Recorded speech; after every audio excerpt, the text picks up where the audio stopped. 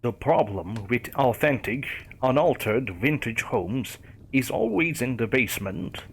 Walking through the upstairs, Christine and I fell in love. Original shellac finish on the window frames, the glass just starting to show a hint of wave from 100 years of slow settling, built-in sideboards and bookshelves and a masonry fireplace. The kitchen needed updating, and of course, there was only one bathroom, but that would let us do it right, the way we wanted, in harmony with the rest of the house. So I went into the basement, fearing the worst. You go ahead, Christine told me. I don't like basements. The house was long and narrow, to fit on its lot. I hadn't quite realized how long and narrow it was, walking from room to room. But from the foot of the stairs, it was one long open space. A hulking furnace sat in the middle, a big iron monstrosity, swaddled in asbestos and tangled in pipes. Two iron doors and a grating along the bottom gave it the appearance of a face. It was the original coal-burning furnace, converted to oil at some point in its history. To the right of the stairs was a raised floor, which put the ceiling uncomfortably close to the top of my head. This was obviously to accommodate some retrofitted plumbing. When the washer hookup, slop sink, and emergency toilet were installed. The toilet had only a shower curtain for privacy, but I confirmed there was water in the bowl, and it performed adequately to my test flush, so the plumbing was a pass. Not so the electrical, vintage knob and tube, with aged cloth insulation. I searched around for the fuse box. It was all the way at the front of the house, at the far end, inside a little room that had been outfitted as a workshop. 6 15-amp fuses, 90 amps, barely enough for lights and refrigeration. That would have been the first thing we took care of. But for a bonus, there were a number of antique tools on the shelves. Chisels, a wooden plane, a box saw, even an old canning jar with 4 square, hand-forged nails. I wondered if they would still be there after closing. They were worth a bit of change. Not that I'd sell them. I loved those old tools. I heard Christine moving around in the basement. "How do you like the laundry setup?" I called through the open door. She didn't answer. "Well, there is no rot in the sill plate. Only issue is we'll have to redo all the electrical." She didn't even answer that, which is odd. You can't mention old wiring without Christine asking, "Is it safe?" I stuck my head out of the workshop. At first, I didn't see her, but then a shape moved on the other side of the furnace. "You startled me," I said. "I didn't see you at quick movement." And then the click of a door latching. "Christine?" The floor creaked over my head, as if she were walking around the living room at the far end of the house from the basement stairs. I walked the long way, around the furnace, back up to the landing. The door at the top of the stairs was open, just as I'd left it. The moment I stepped into the kitchen, Christine descended on me. "I want to make an offer," she said. "Are you with me? The electrical needs to be updated. We could get a quote on that." "Are you serious?" "John, this house is a gem. You know what the market's like. If it isn't sold by 1 o'clock this afternoon, I'll run naked down Main Street. We're lucky we got to see it. Are you with me?" Sure, let's buy it. We'd already had 3 perfect houses sold out from under us. I was tired of hunting, so we talked price, and made our offer, and I forgot all about closing the door. To my delight, all those fabulous tools came with the house. Our son Jack was dumbstruck when we brought him to his new home. He was not quite 4 years old. Many things in the world were new, but when he saw the house, his eyes popped like ping-pong balls and his mouth fell open. "You like it?" I asked. "It's so big," he said. I laughed, because he was looking at it from the narrow street end. But compared to our one-bedroom apartment, where he slept in a youth bed in the pantry, yeah, it was huge. Your bedroom is as big as the living room in our old place, I told him. I want to see. So I gave him the tour. We had to go straight to his bedroom, where I had to reassure him that, yes, we could put his bed back together. Then we went back down through the house, finding all the rooms. I had to explain what a dining room was. A room just for eating dinner? Right-o, Jacko. Wow. Last, of course, we came to the basement. To my surprise, Jack was familiar with the concept of basements. He eyed the door suspiciously. Do you want to see? I asked. With you? He asked. Of course. He reached up and wrapped his hand around two of my fingers. These days, we could usually get by with a 3-finger handhold, but to go into the basement, he wanted to have a firm grip on me. He descended the stairs, one tread at a time, by my side. I'll introduce you to Mr. Furnace, I said. Who's Mr. Furnace? He's the machine that heats the house in the winter, I said. Remember Mike Mulligan and his steam shovel?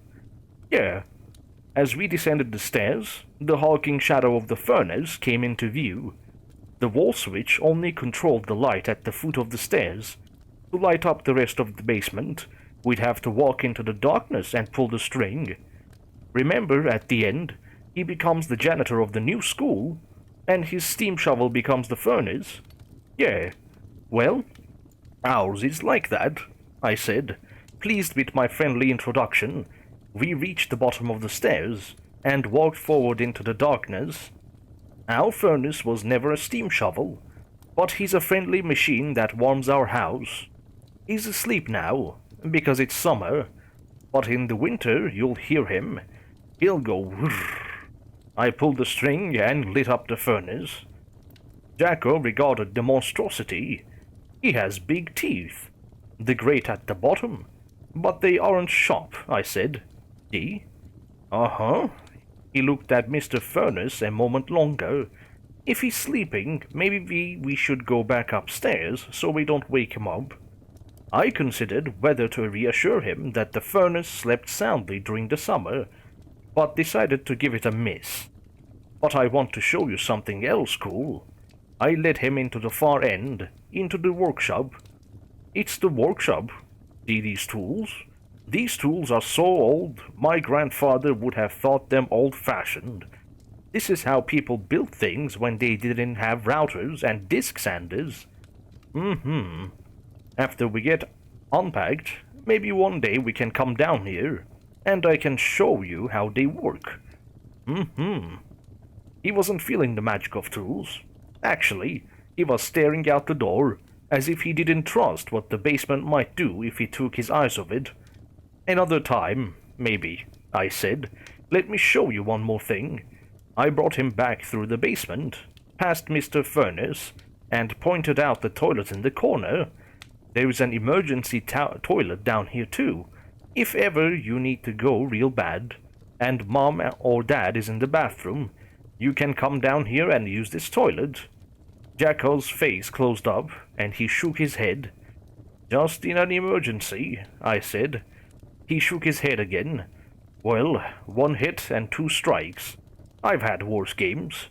Shall we head back up? I reached for the light chain. His hand clenched tight around my fingers, and he sidled behind my legs. What? I asked. The stairs, he said. What's the matter with the stairs, Jacko? They're full of holes. Holes? I had no idea what he was talking about. There were no holes in the stairs. They're good, strong stairs, Jacko. They won't break. Something could grab you. The risers. The basement stairs had no risers. They were open to the dark space underneath. There is nothing under the stairs, I said. It's perfectly safe. Here, I'll carry you. He let me pick him up, but he buried his face in my shoulder until I had rounded the landing and arrived safely in the kitchen. I sighed. 1 hit and 3 strikes. The basement was out, despite all my great work with Mr. Furnace. Christine didn't like the basement either. You didn't tell me there was asbestos on the furnace, she said. All those old furnaces have asbestos, I assured her. It's in good condition. As long as we leave it alone, it won't be a problem. But that furnace has got to go, she said. It's got to be horrifically inefficient. When we get it removed, we'll have to get professionals who specialize in asbestos. That's all. All right, but I don't want Jacko going down there until it's done. He doesn't need a new reason to fear the basement. I'm serious, John. Okay. I don't know if I want to go down there either. The laundry's down there, I protested. Well, maybe it's time you learn how to do laundry. I didn't answer that. It was an empty threat, and we all knew it. Christine would never trust me to wash her clothes correctly. We spent the next 3 days unpacking boxes, setting things up and putting them away. Jacko ran from room to room, crowing every 5 minutes. It's so big. We blew a fuse trying to run the television and the washing machine at the same time, which finally brought Christine up the worry pitch about the wiring that I had expected. I made some calls to electricians, but no one called me back. I was in the middle of one such call when Christine walked in with a lollipop. Seriously, John? I signed to her to wait while I left my phone number again, then hung up. Did you really think that would work? Christine said. Jack hardly even knows what a lollipop is. Where'd you find that? We weren't a big candy family. Jack's entire experience with lollipops was entirely due to his Uncle Henry, who only saw him twice. You're going to pretend you didn't leave it for him? She asked. No pretending about it, I said. Where was it? At the top of the basement stairs, she said, as if that proved my guilt, with another one halfway down, and one on the landing. Case closed. But what she was telling me was too disturbing to worry about the accusation. All my sleeping chivalry roused at the thought of a threat to my family. I went down into the kitchen and flicked on the basement light. There they were. 2 lollipops, green as poison, one halfway down, one on the landing. I descended the stairs. Christine watched from the kitchen door. Sure enough, there was another lollipop halfway down the last flight, and another one on the concrete floor. I went the rest of the way down, out of sight of the kitchen. There weren't any more. Whoever had been trying to entice my son into the basement had been satisfied just to get him there, which meant he must have been hiding close to the stairs. The stairs full of holes. Slowly, I turned around. There was another lollipop lying on the floor, next to the stairs, nearly underneath. My hands closed into fists. I wished I had a flashlight or anything hard in my hands, but I felt strong and deadly. Threaten my son, will you? I crouched and peered into the dark under the stairs. At first, I saw nothing but shadow, but as my eyes got used to the dark, I made out a small door. I never noticed before, but the space under the landing was walled in to make a crude cabinet. The door was just a panel of tongue and groove boards held on with 2 straps, hinges, and a twist latch. It was hanging open, and there was another lollipop on the floor, right in front of the door. I knocked the door open and wound up, ready to pound the pervert right through the concrete and back into last Sunday. There was nothing beyond but blackness. I needed a flashlight, but if I went upstairs to get one, I'd give him a chance to get away. The back door out of the house opened off the basement landing. We had to resolve this now. The door was so short I could barely enter hunkered down on my heels, but even so I tried to move fast, hop through without warning, and grabbed left and right. My hand smacked on the boards, but caught nothing alive. I drove forward and smacked my hands against the concrete back wall, but my feet touched a skinny leg. I grabbed the leg and swung it with all my might against the concrete, making a cacophonous clang and sending a jarring shock up my arms. "John," Christine called, "is everything all right?" I explored the impossibly thin and rigid leg I was holding. "I tripped on a coal shovel," I said. Whoever had been here, he was long gone. Probably when Christine had collected the first lollipop, he realized the game was up and fled out the back door. The only thing left to do was decide what to tell Christine. If I told her that a pedophile had tried to lure Jacko into a secret cabinet under the basement stairs, she would lose it. We would be spending the night in a motel, and then selling our dream house at fantastic loss.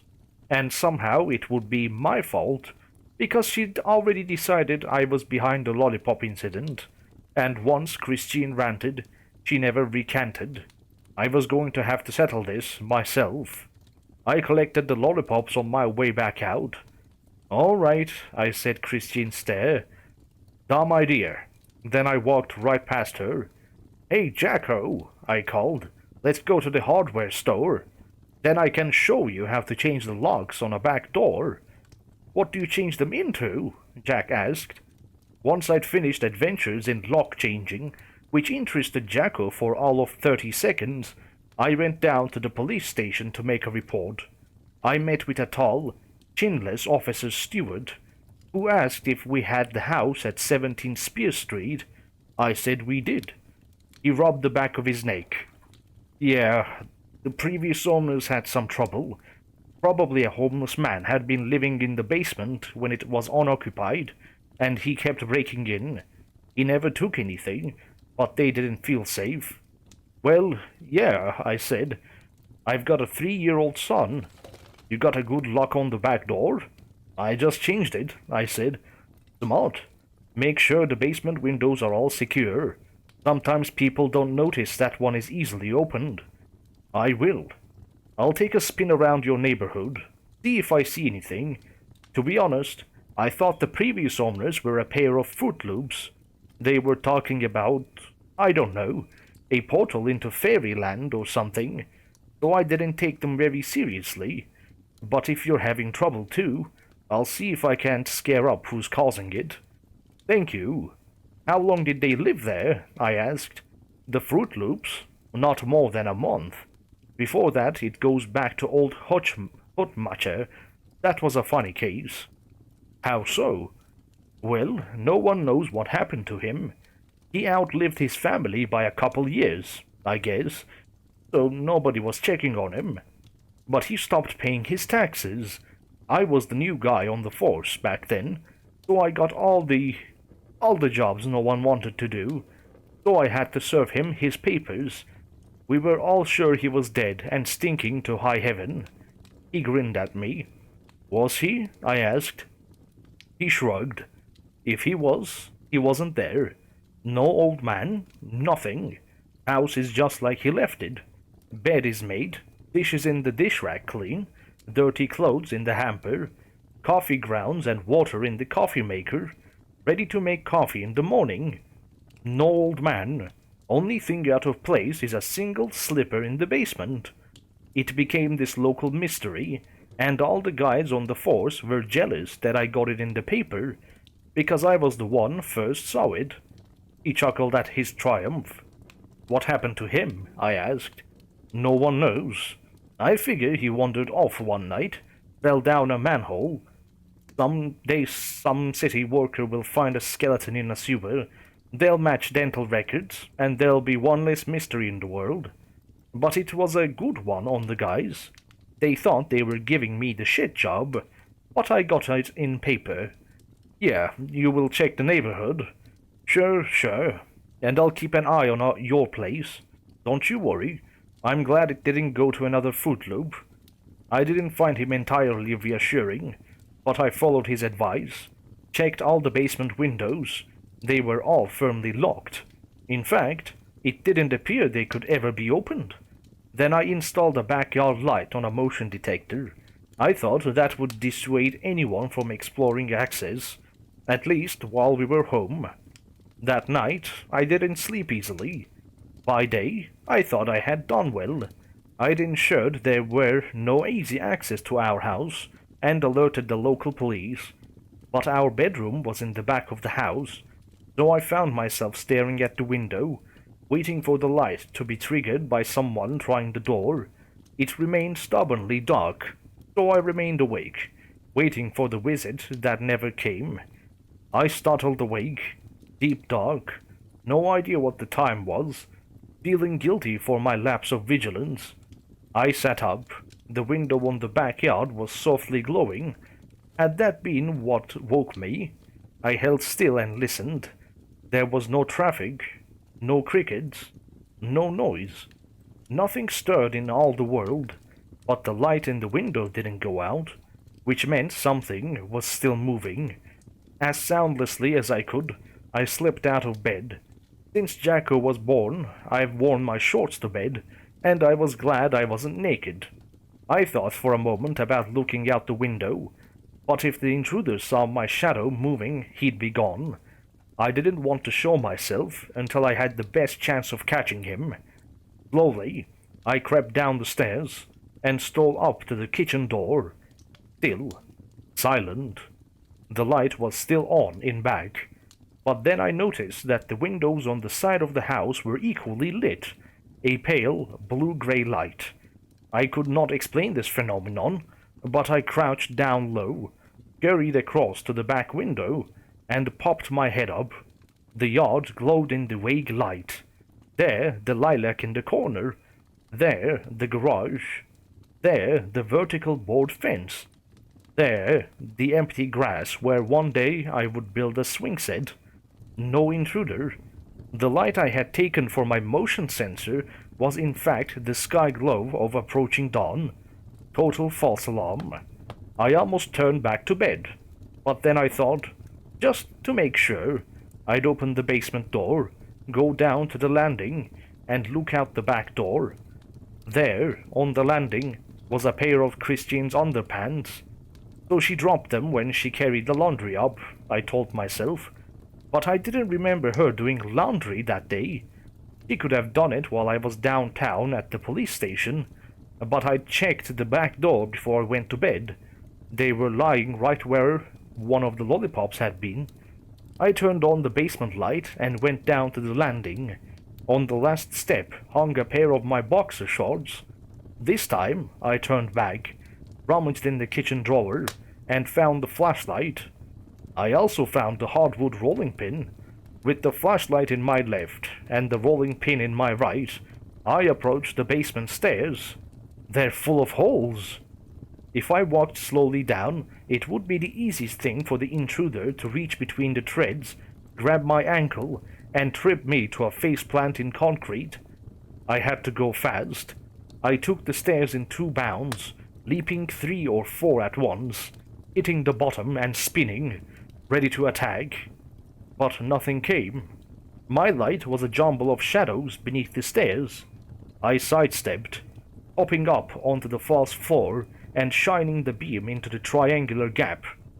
There was nothing under the stairs except a pair of Jack's underpants, just in the front of the little cabinet door. I was sure I hadn't left that door hanging open like that. All right, creep. Today is your date with destiny. I crouched down, reached under the stairs, and flung the door open. Thrusting my light into the dark, nothing but concrete wall, and one of Christine's bras, lying on the dirty floor. I leaned closer and shone my light all around. There, in the furthest corner, was a crack in the concrete. Not a crack, a fissure, a foot thick and 3 feet long, easily big enough for a man to slip through. On the other side was darkness. I ran my light all around the cabinet, making sure there were no intruders, they clinging to the underside of the ceiling. Then I climbed into the cabinet and approached the gap. It gave on an earthen tunnel, sloping deep down. The tunnel quickly grew big enough for 2 or 3 tall men to walk side by side. An insane fury took hold of me. I sprang out of the cabinet, ran the length of the basement to the workshop, and found a hammer and the 4 antique nails. I ran back, slammed the cabinet shut, and nailed the door. In my haste and fury, I bit 2 of the nails, but the other 2 I drove home, straight across the gap. Anyone who could open that door would be almost strong enough to just smash through the side. "John, what the hell?" Christine demanded, standing on the landing in her nightshirt. I stuck my head out from under the stairs. "You woke up Jacko. He was screaming that the monster in the basement was going to get you." "No," I said. "I fixed it so the monster can't get out." "What the hell are you talking about? It's 4:30 in the fucking morning." "There's a hole in the basement," I said, slowly working out what I was going to tell her. I was afraid Jacko might fall into it, so I boarded it up. "Okay, but at 4:30 in the morning?" "I didn't think," I said. "I'm sorry." "You didn't think," she said, and threw up her hands. "Imagine what life could be like if only we could all just think before we did something. I considered my work. No one could get through it easily, but I wasn't satisfied. I wanted to be sure no one could ever get through. After breakfast, I ran downtown and got a bag of cement. Then I dug up the bricks that had been laid in a border under the lilac, pulled the nails out of the cabin door, and set to work filling in the gap. It took me the better part of the morning. I ran short of bricks, but finished the job by wedging in an old board and cementing it in place. I'd have been happier if it had been all masonry, of course, but I knew this was secure. Even if someone managed to chisel out that board, the gap it would leave would be too small even for Jacko to pass through. I came up feeling very pleased with myself. I'd figured out how that homeless man was getting into our house and put a stop to it. Once and for all, I can defend my castle. "What have you been doing all morning?" Christine demanded. "You know there are other rooms in the house that need unpacking, apart from the basement. I can't do it all." After an hour of such haranguing, I developed a sudden curiosity about whether that tunnel might show up in city records. It's pretty hard to do a major earth removal in a city without anyone noticing truckloads of dirt being carted away, and that meant permits, and that meant documentation. So I went to City Hall and dove into the record of 17 Spear Street. There was remarkably little to find. From 1920 to 1982, it had been in the hands of the original owner, a Carl Soderberg. It had gone to a T, Dwight, until 2001, passed through 3 owners in 2002, stood empty until 2012 before going to H. Hotmatcher, the one who disappeared on Officer Stewart. The only permitted work that had been done, apart from occasional painting and roof replacement, was the furnace conversion, driveway surfacing, and backyard fence. No tunnel. No earthwork that could have been cover for a tunnel. My curiosity hung up on the year 2001. Since 2001, it had never been occupied for more than 2 months, except for Hotmatcher. Was that the year the tunnel had been built? I looked up the records for all the neighboring properties, figuring the tunnel went below them, so it would have been possible to dig from somewhere else. But I found nothing. I went to the clerk at the desk. Where would I go if I wanted to learn more about H. Hotmatcher? "The trial?" she asked. "Excuse me?" "The trial? The arrest records? I thought he lived alone." "Well, yeah, after," she said. "You bought his house on Spear Street, did you?" I didn't like how everybody seemed to be familiar with my house, and I bet the realtor didn't mention the Hotmatcher affair, did she? There should be a law against that, you know. Should be a required disclosure. "What happened?" I asked. "If you don't know, you could probably start at the library, looking up the old newspaper reports. Yeah, Hotmatcher lived there with his wife and 4 kids. The kids disappeared, one after the other, 3 months apart like clockwork. The first time, it was his big tragedy. The second time, everybody was like, 'Poor man, lose two kids like that, but the third time they finally put two and two together and arrested him. Of course, he was still in jail when the last kid disappeared, so obviously it wasn't him. So then suspicion landed on his wife. But having held him in jail for months and never charging him, they wouldn't take her until they had some evidence. Before they found it, she was gone too. Never did solve the case. So I went to the library and read the news stories. There were lots of details, but little significance the clerk hadn't told me. The essential problem with the criminal case was corpus delicti, or the lack of it. No one ever found any bodies. There was no proof anyone had ever died. In the end, old H. Hotmatcher finally went to pieces. He told anyone who would listen that his family had been taken by a troll. After he was gone, people should watch out, because the troll would be hungry. I went home feeling victorious and valiant. I had outsmarted a monster who had threatened and destroyed many families before whether the monster was human or supernatural made little difference to me. All that mattered was who had won. Christine complained all evening about my leaving all the unpacking to her, so I never got to tell her my discoveries.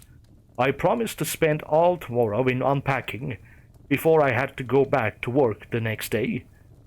As we were getting ready for bed, she told me, "Oh, and call a plumber in the morning."